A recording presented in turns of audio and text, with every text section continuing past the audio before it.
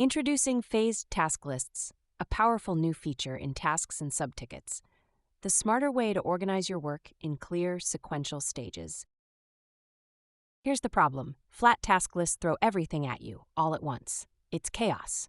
Things get missed, steps get skipped, and your team overwhelmed. Now imagine this, your process broken into phases. Each phase has its own set of tasks. Watch, as each task gets completed, the phase checks off. Once a phase is done, it locks in and the next phase unlocks automatically.